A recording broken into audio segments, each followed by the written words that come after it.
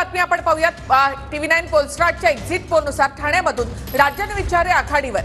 राजन विचारे यांच्या विरोधात महायुतीचे नरेश म्हस्के अशी लढत होती आणि या लढतीमध्ये नरेश म्हस्के पिछाडीवर जाताना दिसतात, तर ठाकरे गटाचे राजन विचारे हे आघाडीवर आहेत। ठाणे जिल्हा हा बालेकिल्ला मानला जातो शिवसेनेचा आणि तिथूनच येतात राज्याचे मुख्यमंत्री एकनाथ शिंदे। पण तरी सुद्धा ठाण्यातल्या जागेवर मात्र नरेश म्हस्के पिछाडीवर जाताना दिसतात, तर राजन विचारे हे आघाडीवर आहेत। ठाकरे गटाचे राजन विचारे पुन्हा एकदा हॅट्रिक करण्याच्या तयारीत। एक्झिट पोलनुसार शिवसेनेचे नरेश म्हस्के या ठिकाणी पिछाडीवर,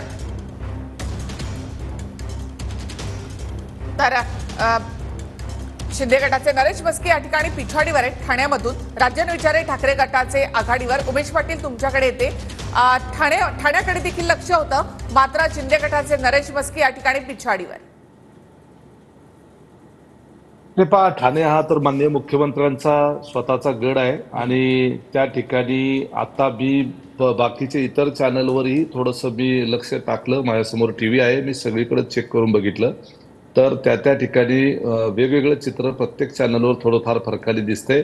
तर त्याच्यामध्ये निश्चितपणे आपल्या एक्झिट पोलचा अनादर न करता मी सांगतो की आपण जे एक्झिट पोलमधून जी माहिती देत आहे त्याच्यामध्ये निश्चितपणे काही प्रमाणामध्ये बदल होईल आणि ठाणे हा माननीय मुख्यमंत्र्यांचा स्वतःचा त्या ठिकाणी तो गड आहे।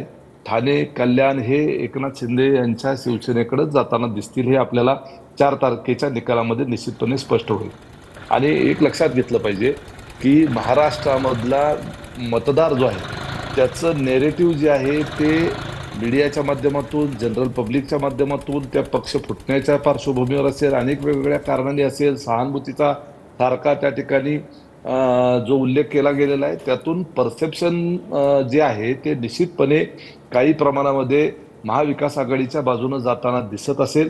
परंतु इलेक्ट्रोल मॅनेजमेंट, पोल मॅनेजमेंट जे आहे, बूथवरची जे प्रमुख भारतीय जनता पार्टीची जी यंत्रणा आहे, आमचे जे कार्यकर्ते आहेत, हे शेवटी त्या ठिकाणी आलेले एकत्रित जो ऍक्च्युअल मतदान केलेला मतदार जो आहे त्याच्यामध्ये निश्चितपणे आम्हाला जास्तीचं मतदान झालेलं तुम्हाला दिसून येईल।